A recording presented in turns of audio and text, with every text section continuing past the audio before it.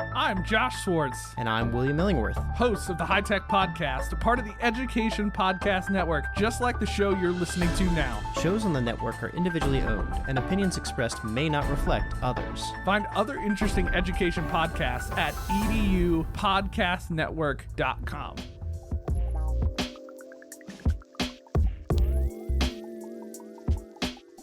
Hello, everybody, and welcome to another great episode of My EdTech Life.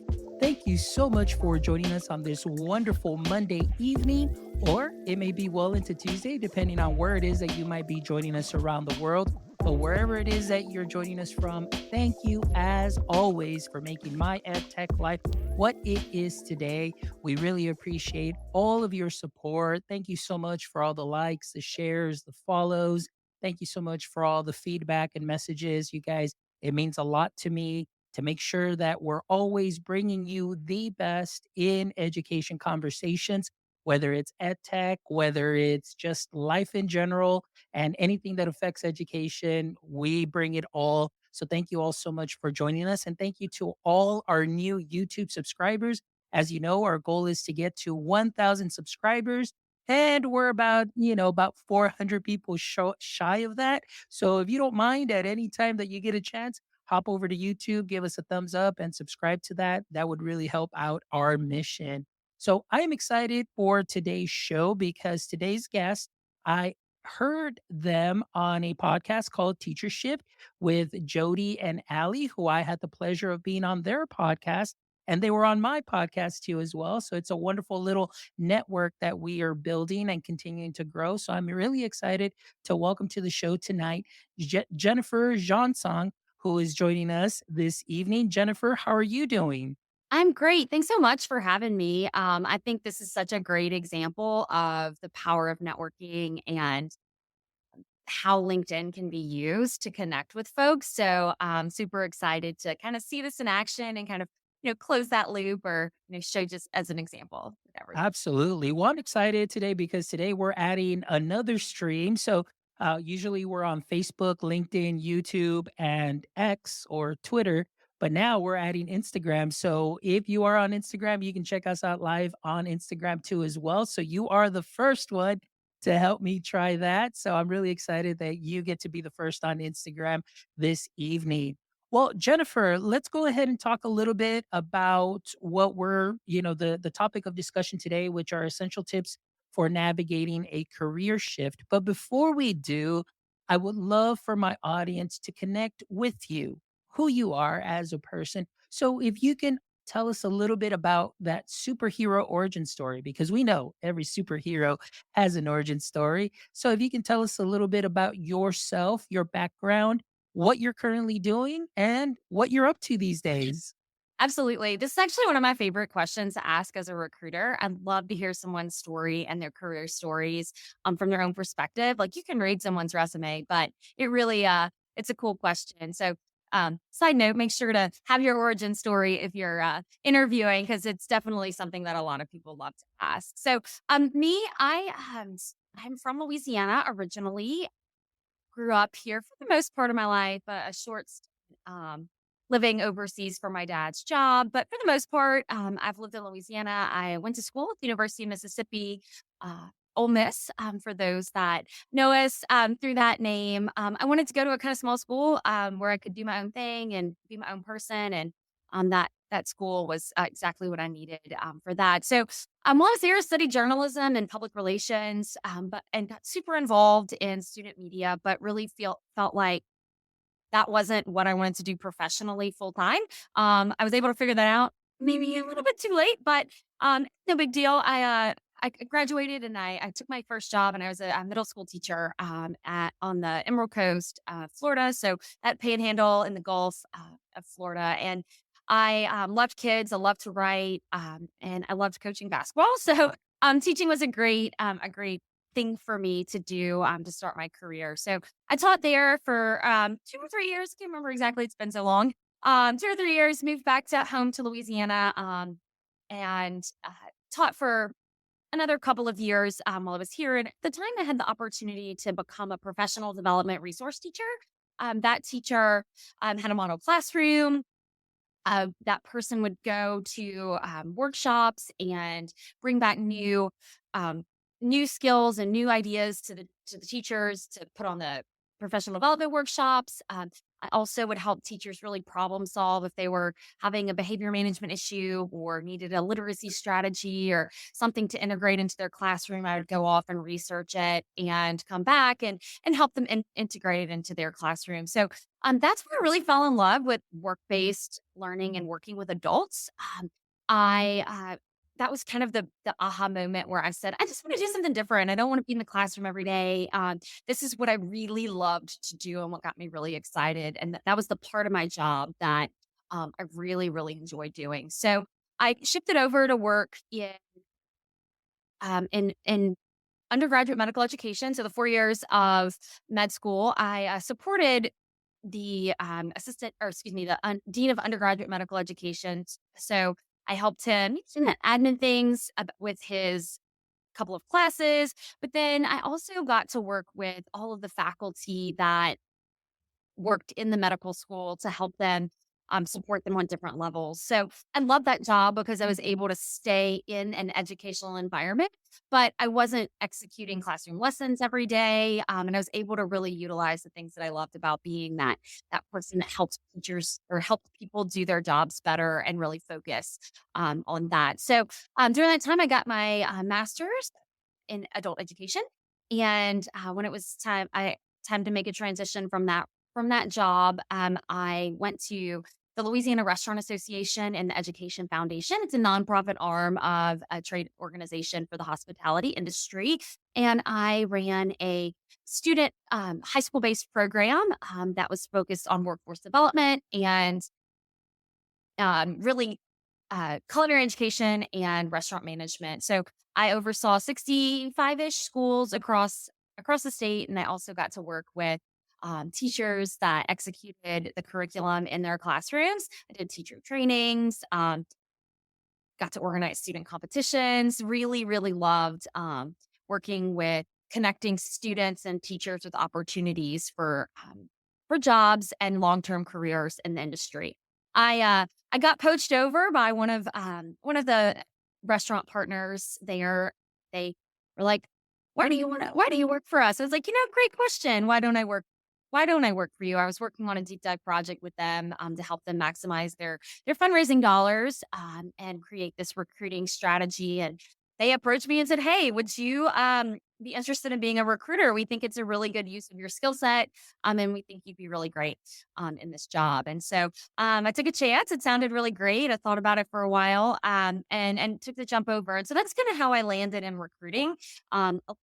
A lot of people don't necessarily set out in life to be a recruiter, but I love that particular job because I got to work with with bringing in external talent, but I also got to really work with internal talent and help partner with the training department to help them achieve their career goals as well. So help them get on individual development plans and work towards that next level of management or getting a promotion or, just being a real resource for them as they continued on their career journey. So that was another place that like that teacher, that nurturer, that thread kind of has shown up in my job. And after that, I moved over to do a similar job with a tech startup called Casa Living. It's a short-term rental company, hospitality tech startup based out of California. I needed a change of pace. I was traveling a lot for my job with raising canes, and I felt like I was missing a lot here at home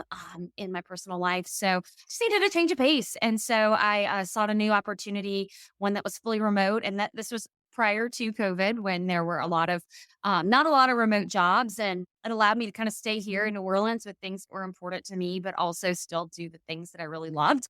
Um, so after that, I left that this past summer, about 6 months ago, and I started my own business. So I am now the owner of JJ Recruiting Consulting.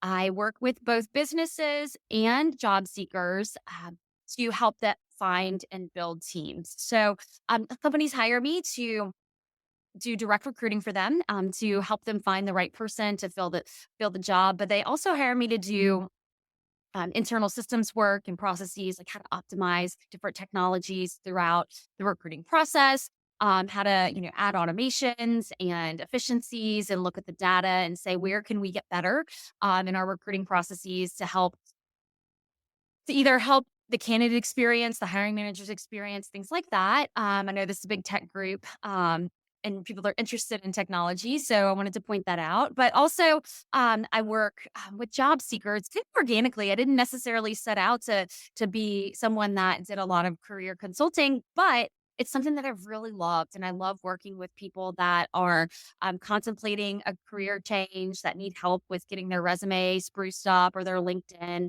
kind of organized, help synthesize a lot of information for folks. So that's been one of the highlights of being able to work for myself is I'm really connecting with folks and really helping pull out uh, things that they've done that are a great way to tell their career story, but also to empower them and help them, get really excited about the next step. Or, one of the most gratifying things that I've done is, help someone celebrate a new job and help them, figure out which opportunity was the right one and how they were going to accept the offer. And being able to share that with my network has just been really, really cool. So, long story about who I am, but I, wanted to show kind of my career story. I know there's a lot of teachers that need a change of pace and want to do something different, but maybe don't have the courage to do it just yet, or are afraid that they're going to lose that part of their soul that really enjoys the being the educator, the coach, the nurturer, and you can really find that in different jobs that you have. And in everything that you described and the myriad of experiences that you've had, really in listening to you, it just seems like it's really that teacher heart. A lot of it is with those skills that are easily transferable from the classroom into the different settings that you've been in. You're all continually working with, well, obviously, you're continuing to learn different roles and different positions with different companies that you work with, but also in teaching them, as well. So there's a lot of transferable skills. And I'm glad that you mentioned, the teachers that may be a little scared or a little hesitant. Maybe they may have some questions, but they don't know where to go. And as we know, there is just an overwhelming amount of information, and there's so many people that are out there putting things out. And to decipher what is right, what is wrong, what approach should I take, and so on. So I think that's important that there are many wonderful people such as yourself that bring that experience, not only working with big companies and knowing what companies are or what they're looking for specifically, those skill sets, but also working with individuals and kind of saying like, hey, like right now you mentioned, it is called the podcast is called My Ed Tech Life, and you just talked a little bit about how recruiting companies are using a lot of tech to be able to streamline their processes. So for somebody like myself or any others that may be thinking like, wow, what else is out there that may be tech that maybe is not in education, but it's that fear of like, this is what I've always done and this is where I've always lived, can this work outside of education? So I'm glad that you brought that up. So that's a nice segue into kind of my first question, which is, what are some of the first steps that teachers should consider when thinking about transitioning into a new career? Yeah, I think it's really important to make two lists. One list of things that you really love doing, things that you really like, things that you really enjoy, things that you're good at, your must have elements for a job. You're going to basically kind of just brain dump onto a piece of paper everything that you love or want to do or really enjoy.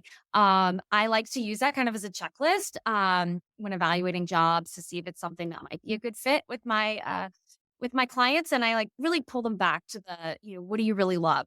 Equally important is to make a list of what you really don't want. If you don't want to travel for a role at all, put it on there. The things that you don't want or don't like are just as important because you can use it to help you evaluate that as well to see if you're going to be happy in a role or not. So that those are really, really important. And figuring out what you really like to do and what you want to do will then guide how you tell your career story in your resume and your LinkedIn. It'll help you figure out what types of things do I need to emphasize that then show up in your application materials, cover letters, things like that for each job that you apply for. Because you want your skill set that's directly connected to that particular job that you're applying for to really come out. And, having an idea of things that you like to do in a job can also help be a better um, evaluator for you to see if you're going to be happy in a new role, especially in kind of a new environment or new space you're not quite as familiar in. Excellent. So let me ask then, Yeah. just kinda like, that approach, I forgot the phrase. It was coming to my mind, but I forgot the phrase, but it was just kinda like that phrase where it's like you just apply to every job. I don't think that would be ideal, would it? So no, I wouldn't just apply to every job with a blank slate. Now, it's perfectly fine to apply for a lot of jobs that you're interested in. Know that the competition is really, really is strong out there. I've heard this from friends. I've seen it for myself applying for contract opportunities and things like that. So competition is really strong. So you want to make sure that you're qualified for the role and that it's something that you would like to do. Another thing that I like to tell my clients and people that I work with is, you know, don't take it personally when you don't get selected for an interview, especially in today's climate. Not as many people are leaving jobs as they have been in the past, and so there's a ton of competition out there for each role that you see. So, really, while it can be a bummer to not get selected for an interview, it's really important to focus on the jobs that you really, really think that you're gonna be good at and that you would like, and apply for those and utilize, some networking skills and techniques there. You're gonna maximize your and, when I was in college, I took a career class, like a resume class and things, and it's quite outdated, 20 years down the road. But this one fact, like, really, really stuck out of my mind from my teacher. And she said that I think it was like 90%, 80% of jobs, I forget the exact statistic, are never published. They, you know, are obtained through networking and making those connections and, having conversations with people. So I don't think that it's quite that strong now. I do think that, most companies are publishing their jobs in different job boards and utilizing technology to share that they're hiring for a specific role. But there is a lot of value in taking the time to reach out to people that and really connect, within your application and kind of utilize your connections there as opposed to just mass applying everywhere. There you go. Yes, mass supply. That's what I was looking for. Because that's often what you hear, and you see other people talking about it, and they're like, "Hey, I'm just gonna go ahead and just apply anywhere, and wherever it is that I get a hit, I may not even be qualified for that job, but." And then all of a sudden they'll say like, "Oh, but I guess what? I got that call back, and I ended up getting that job after all." And then so you see that there are so many people out there just sharing so many different things. And, today's show is really just to kind of help those teachers just kind of keep things simple and really just, find a go to resource, whether it's through the podcast and obviously connecting through you. But I'm glad that you mentioned networking, because I think that's something that is very important that we will touch on a little bit more as we continue. But I wanted to ask you, many times I think that for educators, it's that fear of how can I transition or take these skills, whether it's to the next level in education, maybe in an ed tech company or maybe outside of education. And I think a lot of it is they can't find that connection of, being in a classroom to and transfer those skills or make that connection to somewhere outside the classroom. So I wanted to ask you, how can teachers identify and leverage that unique teacher skill set to and experiences to possibly get an opportunity, whether it's in ed tech or still in education, but in a education company or outside of education? Yeah, I have a couple strategies that I think work well. First, ask people that you trust and that you know and that you worked with in different ways, whether it's a paid role or a volunteer role, what you're good at. Use their outside perspective to get different ways to see things in yourself that you may not have identified. Everyone uses different phrases and they may say something that really triggers, oh, yeah, that is great for me to be able to put on my resume, or that's something I'm really good at. Definitely need to investigate some opportunities that really highlight that as me. Um, Use interest tools online. They're often free and just another way to help you identify things that you might be good at or that might interest you. I think one of the biggest things that you can do is to just read a bunch of job descriptions. Save the ones that you like. Um, Get the ones that catch your attention and look for common threads in those to help you kind of go down that rabbit hole, or, start investigating opportunities. Maybe you need to get a specific certification in something that you see pop up frequently. Also, just have conversations with people about their jobs, and people love to talk about themselves. And I think that this takes a lot of guts to do this sometimes, but if you see someone that has a really cool job that you would like to have, reach out to them on LinkedIn. Just say, hey, I think your job is really awesome. I'm a teacher and I'm looking to transition, and this might be something I'm interested in. Would you have 15 minutes on your calendar to connect with me so I can learn more about what you do? Sometimes people are not going to respond to you because they don't check their LinkedIn. They're not responding to you because they don't want to help. They may say, "I don't have time for this month. Can we connect next?" And then say, "Absolutely. Should I put a reminder in, or I'll put a reminder in my calendar to reach out." And then follow back up if you're still interested in. I actually reached out to 2 people today that wished me a happy birthday, and I wanted to connect with them to learn from them. They're both mentors, or people that I want to mentor me and then I can learn from. And I basically just said, "Hey, can I get your calendar for 15 minutes?" And one of them said, "Hey, let's go grab lunch." And I'm like, excellent. That's at least an hour. I can pick his brain and learn new things from him, right? Another one said, absolutely, let's have a virtual coffee. Let me find 30 minutes on my calendar. So take that initiative, even if it's somebody that you don't know. Um, what can it hurt? You might connect with somebody cool. And if not, just keep asking because somebody's gonna say yes.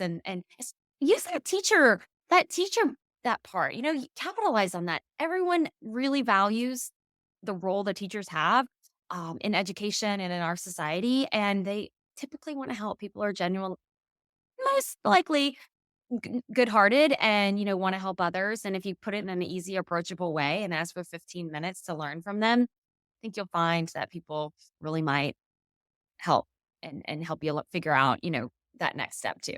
Yeah, no, and I agree with you on that aspect because I've had that happen myself, and I've been able to reach out to people and connect with them and just learn a little bit more about what they do, obviously, and just that connection just is goes beyond that. And so it's been great because you build that friendship, and then it just turns into something else, into that next level where there's opportunities, and then there's been opportunities outside of work that I've been able to have due to just reaching out and just saying, "Hey, how are you? I want to learn more about what you do." So I definitely agree with you. And it's so important just to communicate that and really just go in with that intention of not everybody might want to say yes or will say yes, but those that do, it's going to be great. And you can just definitely take advantage of those 15 minutes that they may give you or 30 minutes because that can turn into a wonderful connection that later on can be used either for a transition or a reference or just another opportunity that may come your way because they may connect you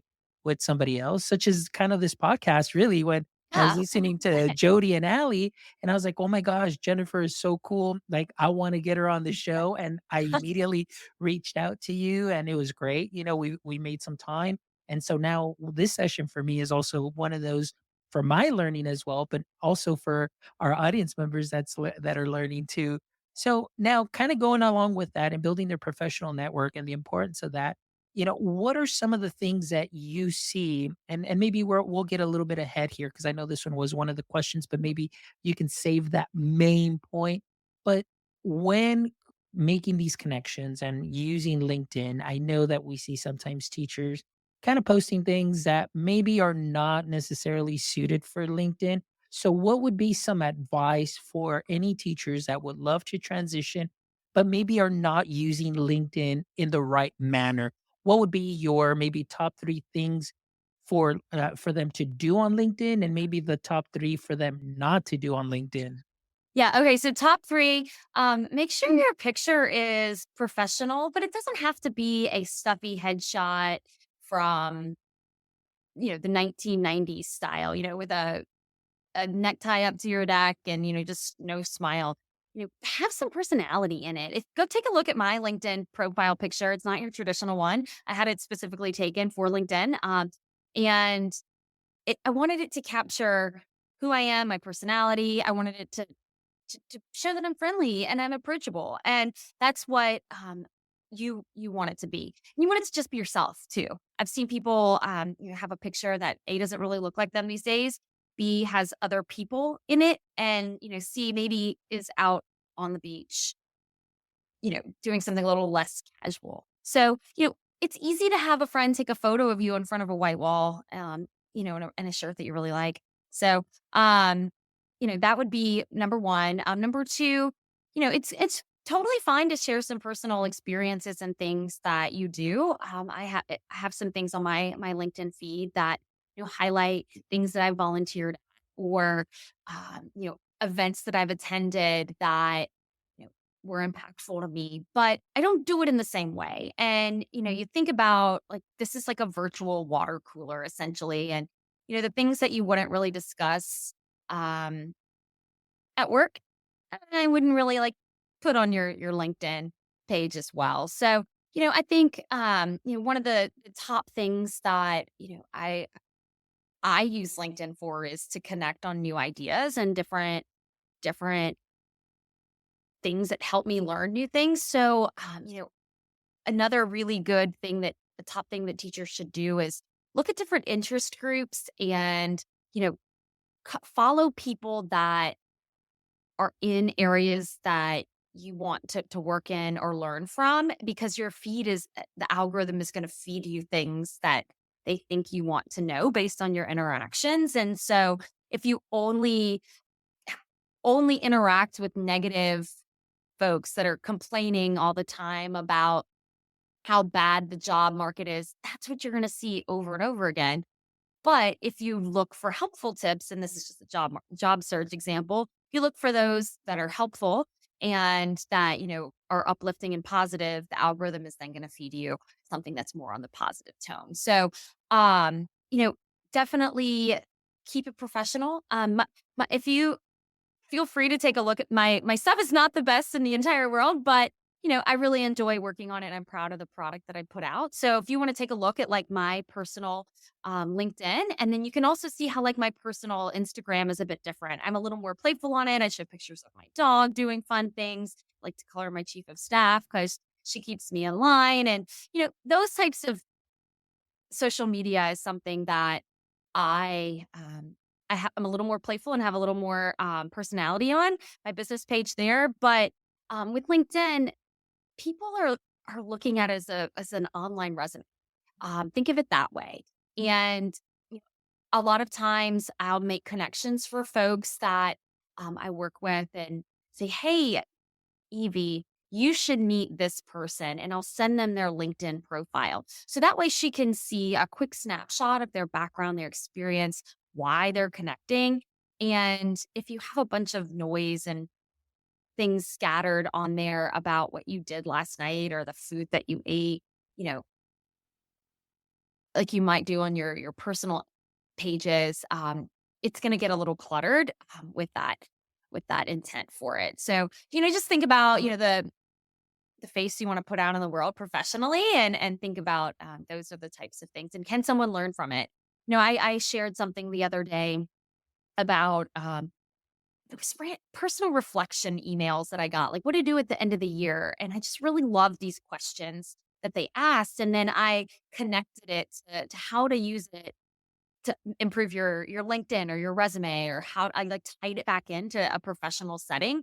So, that's an idea too, if there's something cool that you want to share with the world, and kind of make those connections for folks if you want to put it on LinkedIn.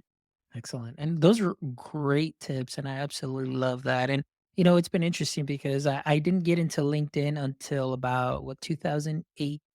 2018, I want to say 2018, 2019, because it was part of my master's program where in a class we had to create a LinkedIn profile, but I never really, dove in deep. It was just, the basic for requirements for the class. But now I have been able to make some amazing connections, meet some amazing people. Obviously, bring in some amazing guests too, as well, because like you mentioned, depending on who it is that you follow and the interest groups and so on, you can definitely find some amazing people that are doing some great things that, again, reaching out to them and saying, hey, would you love to share your story?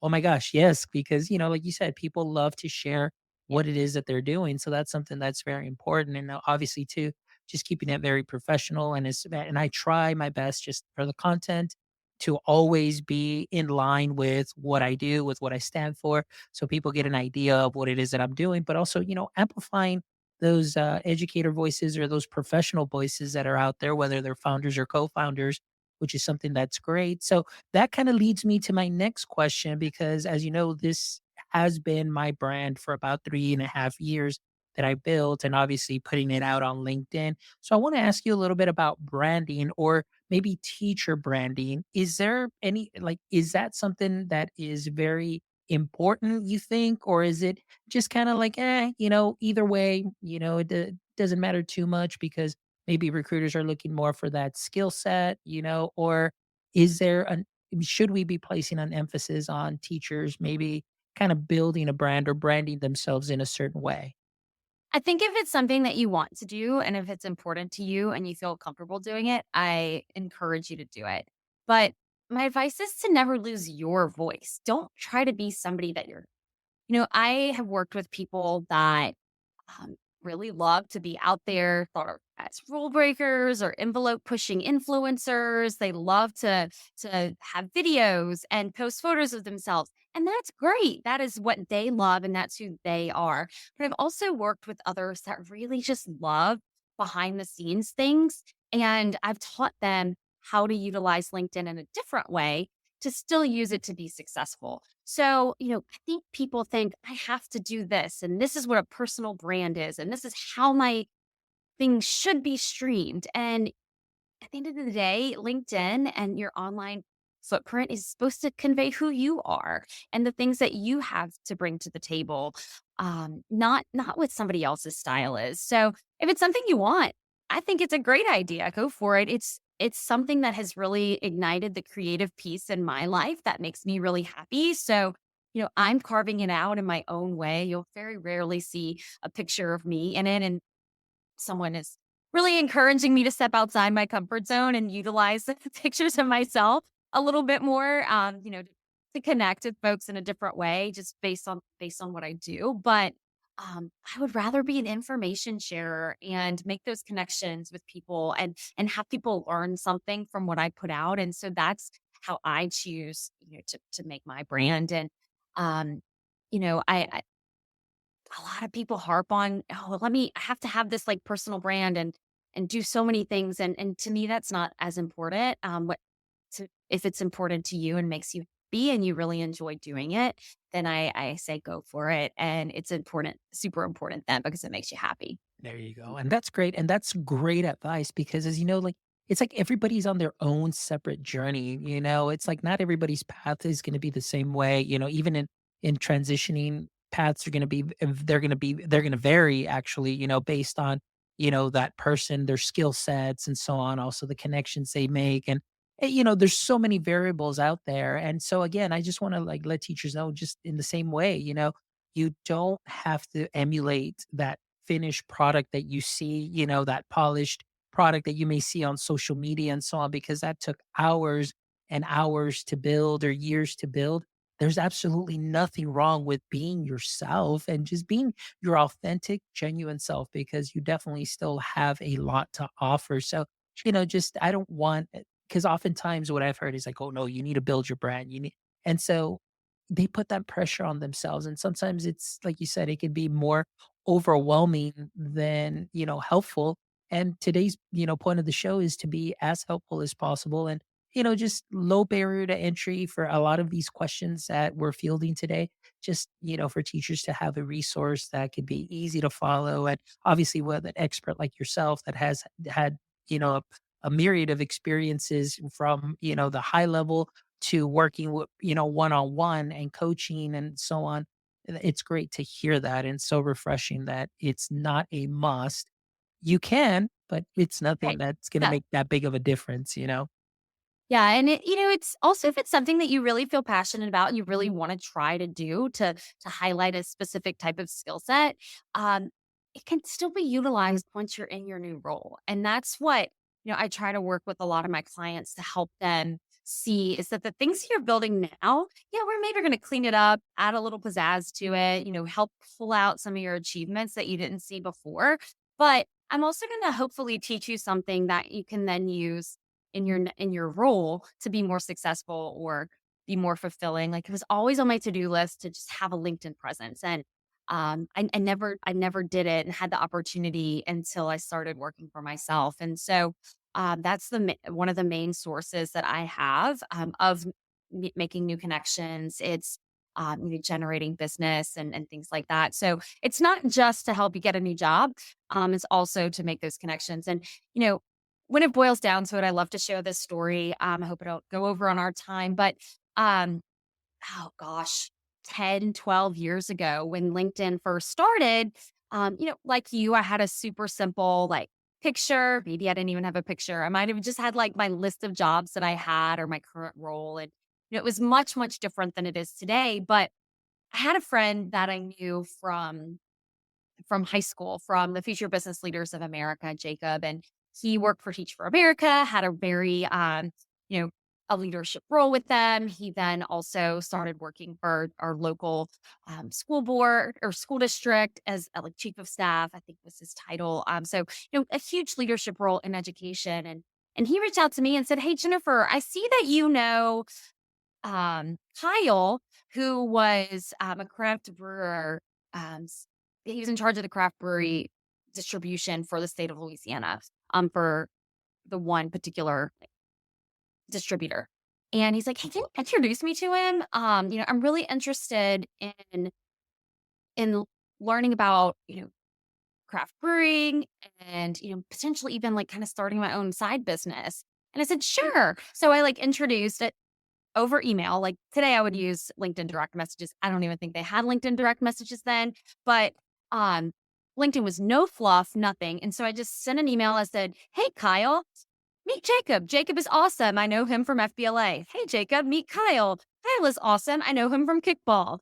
I'll let you two take it from here." And now they have this wonderful brewery based out of New Orleans called Urban South. And I am so proud of them and the work that they built and the brand that they've built from that.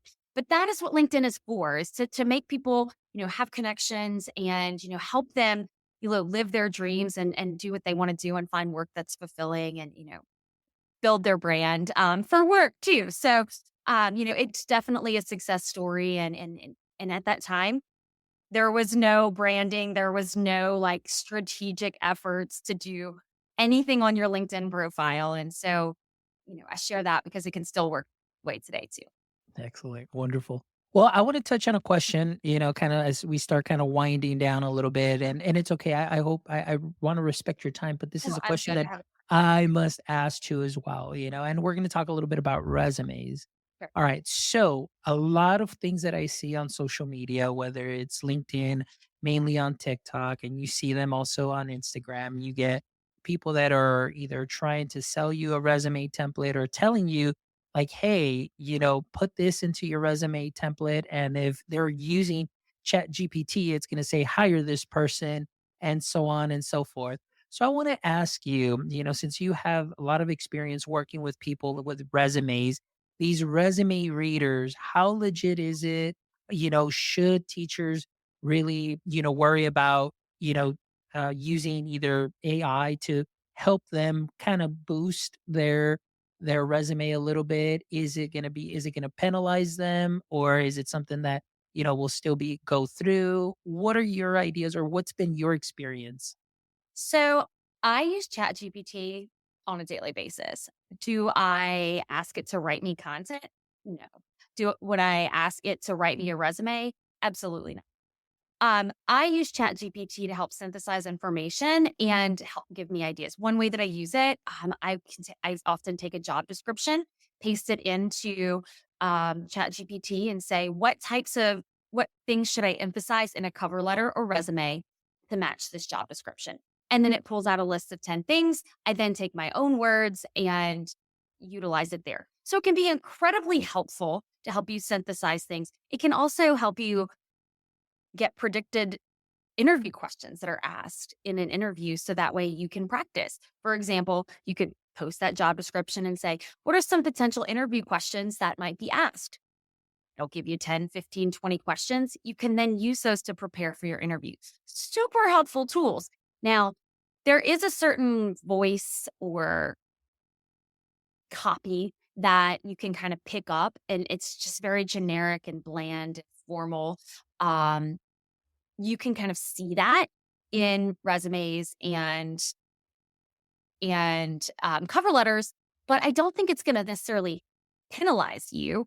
But if you're saying the same thing that everyone else is saying, that's not necessarily helping to set you apart in this competitive market. So, I personally have a template that you can purchase, and I can work with your resume. But I want the point of both of those things are that they help you make them ultra personalized to pull out what makes you different and help you showcase how you can make an immediate impact in the role. So you want to highlight achievements, not just job description.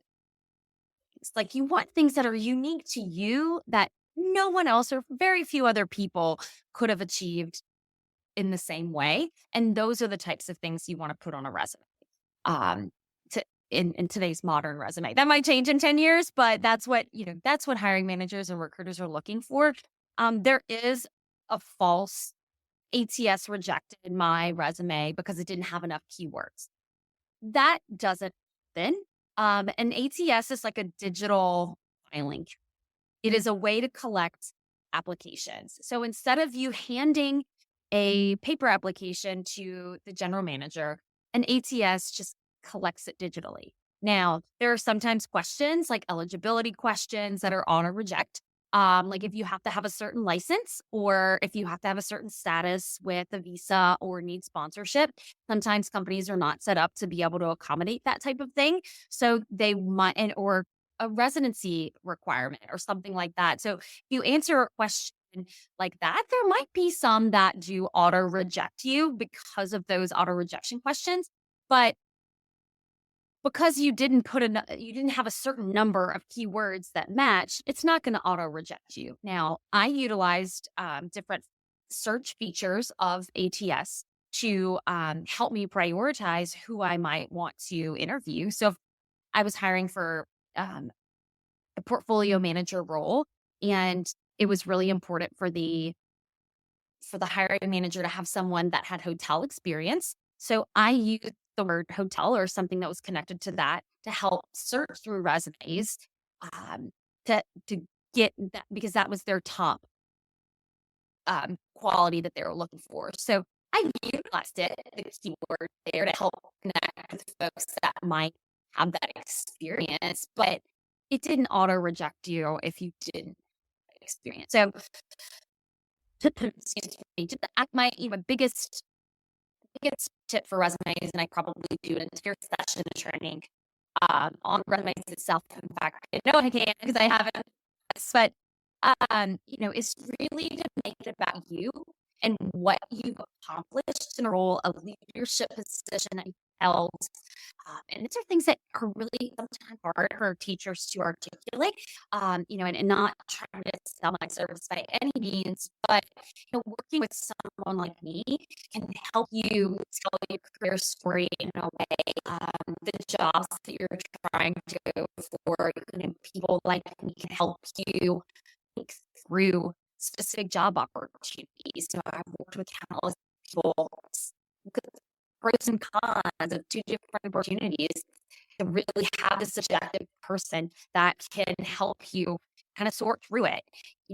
And almost everyone that I work with on my resumes, again, I'm not trying to tell you what this is, but having someone that you're more than welcome to engage with me if you want. I'd love to work with you too. But, having someone that can help you see how to tell that story from a little bit different vantage point, it can be super, super helpful. What that is, getting a template that has ideas, working one with someone, or having hours of coaching, whatever works for you. I think it's really important to not just do the same thing that everyone else is doing. There are great tools out there, like Teal is really great, helping you like personalize for a goal. But I find like some other stuff leaves out a little bit of things that are important and that are unique to you. So, I think it's also worth noting that it's okay to play around with sending in one way, and if it's not really work, revamp it, do something different, add something to it. You really should be making sure that you look at the job description that you're applying for. This goes back to the max application, and then making sure that your cover letter and your resume are tailored to that job specifically.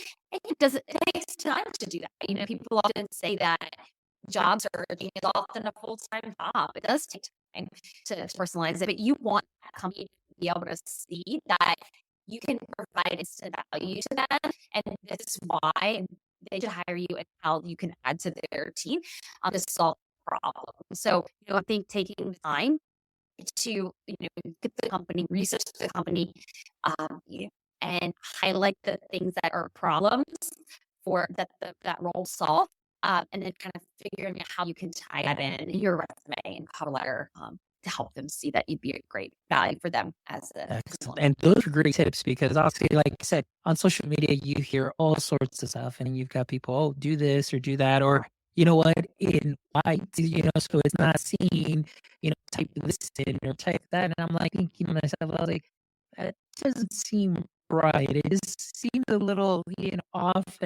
But, they put these things out there. And, for me, it just bothers me that there are many people, that educators that are looking, for just resources, and then we see these, gentlemen, these women, these recruiters and so on, giving you advice, and then it might not be the best advice, but how do they know? How do they know how to discern what is good and what is bad? And so I'm thankful that you're here today and that you've answered so many questions. And promise you, I know I said I respect your time, but I just want one more question.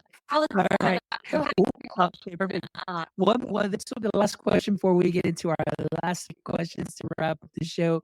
But I wanted to ask you, it's like, what trends are you seeing right now in the job market might be advantageous for a transitioning educator?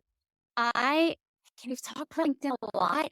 That's a huge trend and it's super buzzy right now. And that's the biggest trend for me that I think that you should really utilize. It's a great tool it's free. It's you can use it in so many different ways. It's so great to connect with people, research companies, to help you create interviews, for example, give you content to talk about in your cover letter, in your communications with folks, in your interviews. Like, you can learn so much, but also a lot of companies realize that the best way to connect and advertise their job opportunities is through LinkedIn. So it's a great source of learning about different types of roles that might interest you, learning about different opportunities that are out there, and really seeing it's a great tool to use to discern, like, where do I want to go with my career, and what types of opportunities are out there. And even if you see a job that is a different location and it's an on-site role, and you don't really qualify for that job, you can still be exposed to it through LinkedIn and say, I like this type of job. Let me use those keywords or that job title to now search for opportunities, set alerts for opportunities that do pop up that I might be eligible to apply for based on my location. That's just a small example. So, the trends really LinkedIn, and it's feel like there's so much more that is not even tapped into with how you can utilize LinkedIn to boost your business, boost yourself in your role. And like I mentioned before, the work that you do to build your profile and connect in um, trade organizations and like-minded groups, people, and all of that is going to then help you stay current on new topics in your role that you eventually land, help you work with folks. If you're an ed tech and you're really like sales and you can totally utilize LinkedIn to be successful as a salesperson, and all the connections that you made during your job search can pay dividend, in the future. So again, I could talk about LinkedIn for an entire session too, but I do think it's really buzzy right now, but for a good reason. And I have to set a timer for myself sometimes to keep me get off of LinkedIn, because I just love interacting with people and I love learning things and being exposed to information. But anything you find on the internet, you gotta evaluate it and make sure that it's coming from the best source. And the brightest question, someone called me out the other day on something I posted and I hadn't really worded it as clearly as I should. And I cited studies saying something, and he's like, "Hey, this is really a little extreme." And I'm like, "You know what? Thank you for saying, call it out if it doesn't seem right. Don't be afraid to ask a question. Ask for clarification. Want to know more. This is for Perfect. Well, thank you sure. so much. I really appreciate all the wonderful shares, Jennifer. It's been an amazing evening, an amazing chat. And honestly, this could have definitely been a 2 or 3-part show, because you're absolutely right. There's so much information, and I'm so thankful for wonderful people such as yourself that are out there that have had so many experiences, and also, the one-on-one personal experience, and you're so well connected and know exactly, how to help, anybody that might be transitioning or wanting to grow to a different role. So that's wonderful. So again, for all our audience members, please make sure that you connect with Jennifer. I've been popping into LinkedIn. I've been popping in her Instagram. Also, the website, I've been sharing all that with you. All of that will be in the show notes. So please make sure that you check out the episode show notes to get all that information and connect with Jennifer. But Jennifer, before we wrap up, I always love to end the show with the last 3 questions. Now, as we know, every superhero has a weakness, and we know, for example, Superman's greatest weakness or pain point was kryptonite. So I want to ask you, in the current state of, I guess, transitioning or job transitioning, what would you say would be your current, I guess, transitioning kryptonite, or that one pain point that you see that you're like, oh, whoa, stop, you need to stop? Yeah, I'm often too wordy, and I say way too many words, both in written and verbal communication, that I need to say to get a point across. So I think that I see this a lot with resumes, LinkedIn, just communications in general, emails. We often say way too much. So, one fix that I try to do for myself is anytime I need to write something down, like if I want to write a cover letter, or I need to write an email, or I want to write a LinkedIn post, I put everything in my brain and brain dump. I write it down, and then I gotta go back and revise it. I gotta go back and revise it again. I gotta go back and just go back and read through it. Make sure that you edit down, maybe use bullet points. People don't have time to read a novel. And they certainly will lose the gist and the main points that you're trying to say in something in a super lengthy cover letter or an email. So just say what you want to say and get it out there, and don't use too many words. And I think this also really feeds over into interviewing as well. Um, in verbal situations, people get really nervous. And one thing that people do is just say over and over and over again, or kind of word vomit is a phrase that's been used. And one thing that I think people aren't as aware of, but something that you can utilize to practice and start to focus on is, you know, people often will give you some nonverbal clues when you're starting to lose their focus. So kind of be aware of those in your interactions with them, whether you're meeting them at a networking event or you're having an interview. And if someone kind of looks like they're kind of lost, they're kind of spacing out, just quickly wrap up and move on to the next point. So, try to practice things that you might say over and over again, like your origin story or, what you do currently, like practice it and keep getting it more and more concise. Write it down, get it more concise. That way you can get your point across and not lose focus and make sure that your message is conveyed in the way you want it to be conveyed. Love it. Great advice. Keep it simple and Yep. streamlined. Yes. Love it. All right. Question number 2 Yeah. is if you could have a billboard with anything on it, what would it be and why?